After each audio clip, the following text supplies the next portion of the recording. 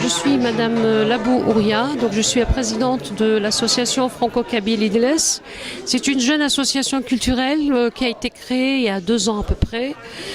Donc nous essayons de couvrir pas mal de domaines culturels, des conférences, l'organisation de conférences, débats, des expositions, d'artisanat et puis de la musique. On essaye de contenter un peu toutes les catégories sociales, enfin tout public, voilà. Paris, c'est devenu presque, c'est devenu un peu la Kabylie. Il y a beaucoup de Kabyles qui vivent ici depuis très longtemps. Donc on se sent un peu chez nous ici. En même temps, ça fait plaisir que ça commence un petit peu de la part un peu des autorités, de ceux qui s'occupent des salles, etc., de donner un peu d'espace à cette culture parce qu'elle est là depuis des années, depuis plus d'1 siècle, et qu'elle a besoin aussi de vivre aussi ici à Paris. Et donc voilà qu'il y ait des concerts, des expositions, que cette culture s'exprime ici sur place. Je m'appelle Ben Azri, je suis un passionné depuis 30 ans d'archéologie, de sociologie, de l'Europe du Sud et de l'Afrique du Nord, Égypte compris. Je décortique toutes les gravures rupestres du Tassili, le Hogar d'Algérie, désert classé patrimoine mondial de l'UNESCO. Il y a des lettres, mais aussi on les retrouve à Douga, 80 km au sud de Carthage. On les retrouve aussi en Sicile, en Sardaigne, aux îles Canaries et jusqu'au temple d'Abou Simbel. On est dans des anciennes écritures, 12 000 ans à 17 000 ans avant Jésus-Christ. Ce sont des lettres. Et ces lettres, on les appelait les lettres libyques. Et donc ce sont des lettres qui ont été d'abord détruites par beaucoup d'invasions qu'a subi l'Europe du Sud et de l'Afrique du Nord. Mais la première grande destruction de l'Europe et de l'Afrique du Nord, Rome détruisit l'Italie, la France, l'Espagne, mais aussi Carthage définitivement, 146 ans avant Jésus-Christ. Et donc toute l'Europe et toute l'Afrique du Nord a été romanisée, latinisée, et nous commençâmes à perdre les lettres et la symbolique berbère. Et nous les perdîmes définitivement par les invasions arabo-musulmanes au 7e siècle après Jésus-Christ, quand l'islam est né et les arabo-musulmans envahirent l'Égypte, le monde berbère de l'Afrique du Nord pour les islamiser, jusqu'en Europe et jusqu'à Poitiers.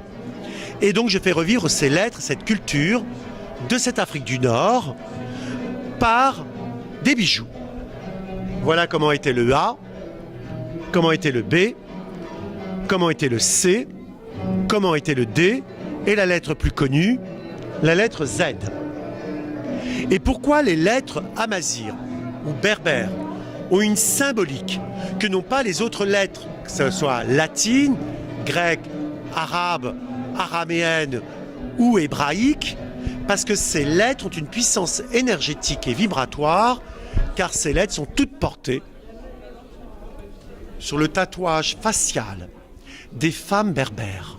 Le bijou est toujours pour transmettre un message. On ne crée pas de bijoux juste pour son esthétisme, mais toujours pour transmettre un message. Donc moi, je ne porte pas de bijoux. Je porte la liberté, je porte l'énergie, je porte les belles rencontres, je porte du sens, comme les tatouages de ma mère et de ma grand-mère. Mais je ne vais pas me scarifier le visage. Ce n'est plus d'époque, bien que c'est très tendance en Europe. Eh ben non, je les fais revivre en bijoux.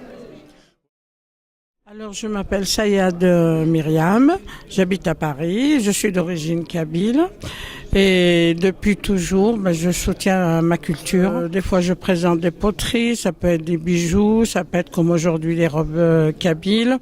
Ça, ce que vous voyez sur la table, alors c'est des fotas, c'est ce qu'on porte autour de la taille. Vous mettez une robe kabyle et vous mettez ça par-dessus. Et c'est brodé à la main, c'est entièrement brodé à la main. Donc, écoutez, partout où il y a une exposition, on essaye d'être présent pour soutenir notre culture, surtout pour que la langue elle ne meure pas, ne disparaisse pas. Donc c'est très très important.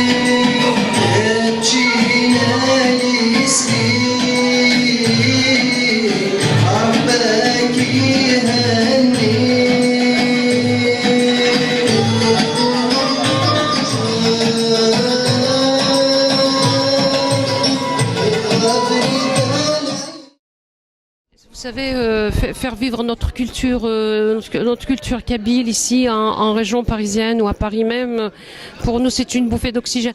On ne peut pas vivre, nous, en tant que Kabyles, sans notre culture. C'est impossible. On est déracinés sinon. Déjà, on est assez déracinés comme ça.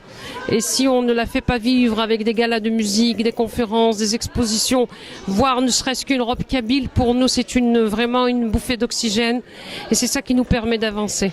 Pour nous et les nouvelles générations, les futures générations, il faut que nos enfants sachent d'où l'on vient pour qu'ils puissent continuer leur chemin. C'est très important.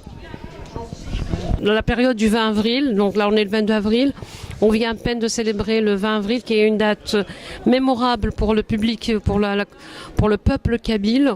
C'est une date triste, c'est une date de deuil pour nous, mais on a préféré ne pas tomber dans le deuil, on a préféré organiser une conférence pour montrer quand même un aspect positif de notre peuple. Il ne faut pas toujours aller dans le sens du deuil, le sens de... Non, il faut continuer à vivre. Donc on fait revivre les victimes du printemps noir, ce qu'on appelle le printemps noir de 2001. Il y a eu 128 victimes, 128 jeunes kabyles tués par le pouvoir algérien de l'époque. Donc on ne les oublie pas, on est là pour eux. On ne les oubliera pas, donc c'est une façon pour nous de les faire vivre. Et même ici à Paris, au cœur de Paris, ils sont présents avec nous. Voilà.